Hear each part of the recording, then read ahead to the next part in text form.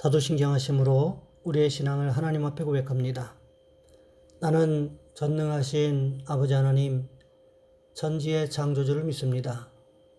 나는 그의 유일하신 아들 우리 주 예수 그리스도를 믿습니다. 그는 성령으로 잉태되어 동정녀 마리아에게서 나시고 본디오 빌라도에게 고난을 받아 십자가에 못 박혀 죽으시고 장사된 지 사흘 만에 죽은 자 가운데서 다시 살아나셨으며 하늘에 오르시어 전능하신 아버지 하나님 우편에 앉아 계시다가 거기로부터 살아있는 자와 죽은 자를 심판하러 오십니다. 나는 성령을 믿으며 거룩한 공교회와 성도의 교제와 죄를 용서받는 것과 몸의 부활과 영생을 믿습니다. 아멘. 찬송가 425장입니다. 주님의 뜻을 이루소서. 고요한 중에 기다리니 진흙과 같은 날 빚으사 주님의 형상 만드소서. 주님의 뜻을 이루소서. 주님 말 앞에 엎드리니 나의 맘속을 살피시사 눈보다 희게 하옵소서. 주님의 뜻을 이루소서. 병들어 몸이 피곤할 때 권능의 손을 내게 펴사 강건케 하여 주옵소서. 주님의 뜻을 이루소서. 온전히 나를 주장하사 주님과 함께 동행함을 만민이 알게 하옵소서. 아멘. 오늘 말씀 요한복음 7장에서 보겠습니다. 요한복음 7장 53절로 8장 12절까지 말씀입니다. 제가 가진 성경은 신약성경 157쪽의 말씀입니다. 제가 봉독해 드립니다. 다 각각 집으로 돌아가고 예수는 감람산으로 가시니라. 아침에 다시 성전으로 들어오시니 백성이 다 나오는지라 앉으사 그들을 가르치시더니 서기관들과 바리새인들이 음행 중에 잡힌 여자를 끌고 와서 가운데 세우고 예수께 말하되 선생이여 이 여자가 가늠하다가 현장에서 잡혔나이다. 모세는 율법에 이러한 여자를 돌로 치라 명하였거니와 선생은 어떻게 말하겠나이까. 그들이 이렇게 말하면 고발할 조건을 얻고자 하여 예수를 시험함이러라. 예수께서 몸을 굽히사 손가락으로 땅에 쓰시니 그들이 묻기를 맞이 아니하는지라. 이에 일어나 이르시되 너희 중에 죄 없는 자가 먼저 돌로 치라 하시고 다시 몸을 굽혀 손가락으로 땅에 쓰시니 그들이 이 말씀을 듣고 양심의 가책을 느껴 어른으로 시작하여 젊은이까지 하나씩 나가고 오직 예수와 그 가운데 섰는 여자만 남았더라. 예수께서 일어나사 여자 외에 아무도 없는 것을 보시고 이르시되 여자여 너를 고발하던 그들이 어디 있느냐. 너를 정죄한 자가 없느냐. 대답하되 주여 없나이다. 예수께서 이르시되 나도 너를 정죄하지 아니하노니 가서 다시는 죄를 범하지 말라 하시니라. 예수께서 또 말씀하여 이르시되 나는 세상의 빛이니 나를 따르는 자는 어둠에 다니지 아니하고 생명의 빛을 얻으리라. 아멘. 오늘 본문의 말씀을 가지고 비판하는 사람들이라는 제목으로 지난주에 이어서 계속 말씀을 살펴보겠습니다. 플로이드 맥클랑이라는 사람이 있습니다. 이 사람은 어린 시절 미국 남부 보수적인 교회에서 자랐다고 합니다. 그곳을 다녔었는데 정말 전통적으로 예수님을 잘 믿는 지역이었습니다. 큰 교회들이 너무나 많았습니다. 그러나 그곳은 흑인 노예 인종차별을 수용했던 곳이었습니다. 플로이드 맥클랑은 거기서 종교 생활을 하는 이들을 보고 성장했습니다. 율법 생활, 종교 생활을 하는 이들의 특징은 열심히 있으나 무서웠다고 했습니다. 그들은 예수님의 마음으로 사람들을 사랑하는 모습은 별로 없었고 다른 사람들에 대해서 매우 비판적이었습니다. 누군가의 결점을 찾아 눈을 부라리며 살핍니다. 정말 말이 무서웠습니다. 교회에서 보이는 횟수가 너무 많지만 기쁘지는 않았습니다. 찬송가를 부르지만 분위기는 가라앉아 있었습니다. 겉으로는 거룩한데 얼마나 사랑을 실천하느냐가 아니라 얼마나 엄숙하느냐가 기준이었습니다. 예배가 끝나는 시간이 얼굴이 가장 은혜롭습니다. 의선적인 모습 때문에 충격을 받습니다. 자신들은 잘 모릅니다. 그런데 이런 분위기에서 살다 보면 자신도 어느덧 그런 모습을 갖게 된다는 거지요.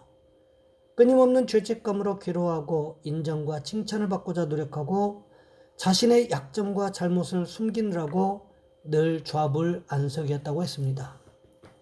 예수님을 믿기만 해서는 율법주의에서 벗어날 수가 없습니다. 죄책감에서 벗어날 수가 없습니다.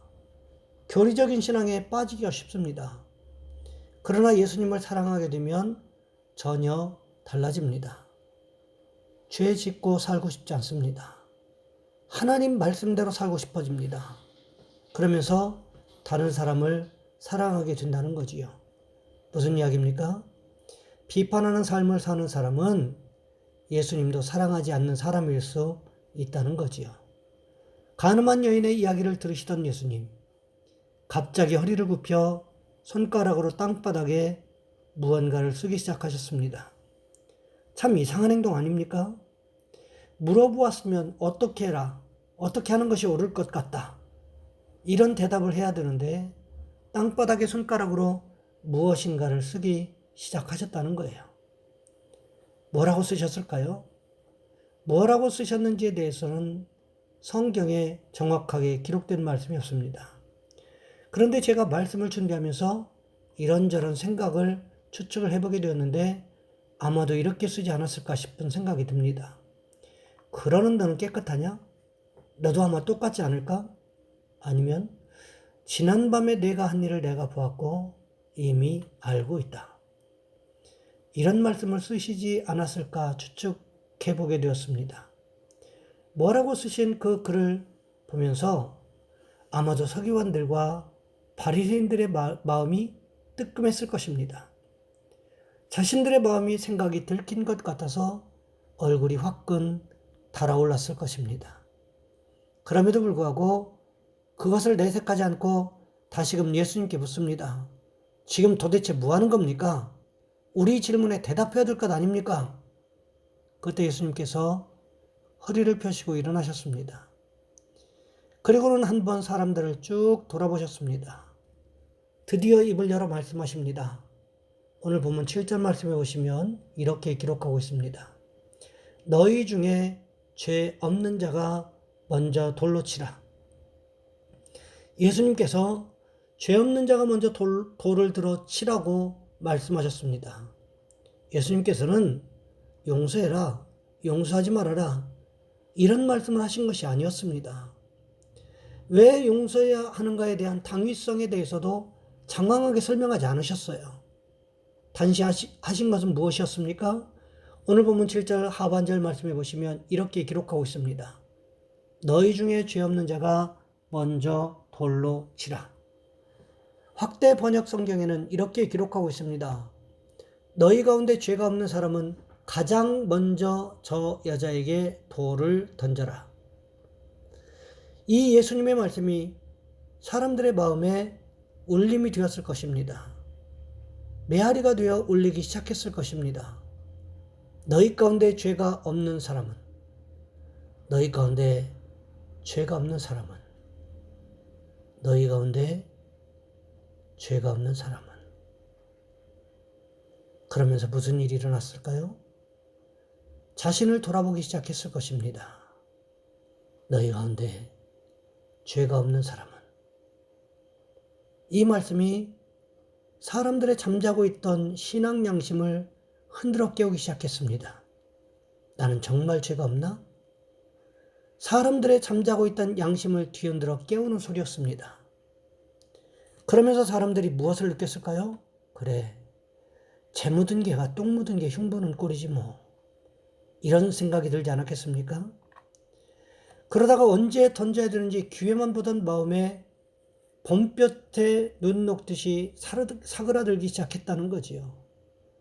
나도 죄인인데, 나라는 인간도 별 수 없는 죄인이지. 이런 사실이 깨달아지면서 손과 발에 힘이 풀리기 시작했습니다. 어느 사이엔가 사람들은 돌을 여자에게 던지는 대신에 땅바닥에 힘없이 풀썩 내려놓고는 발걸음을 돌리기 시작했습니다. 모든 사람들이 다 돌아갔습니다. 주변이 조용해졌어요. 그때가 되어서야 비로소 예수님께서 일어나십니다. 예수님은 얼마든지 돌을 들어서 이 여자를 칠 수 있는 유일하신 분이었어요. 그런데 예수님 어떻게 말씀하십니까? 오늘 본문 10절 말씀해 보시면 이렇게 기록하고 있습니다. 예수께서 일어나사 여자 외에 아무도 없는 것을 보시고 이르시되 여자여 너를 고발하던 그들이 어디 있느냐? 너를 정죄한 자가 없느냐? 이 여자가 대답합니다. 주님, 없습니다. 그때 주님 다시 말씀하십니다. 나도 너를 정죄하지 아니하노니 가서 다시는 죄를 범하지 말라. 메시지 성경은 이 말씀을 이렇게 기록하고 있습니다. 나도 너를 정죄하지 않겠다. 예수님께서 말씀하셨다. 내 갈 길을 가거라. 이제부터는 죄를 짓지 마라.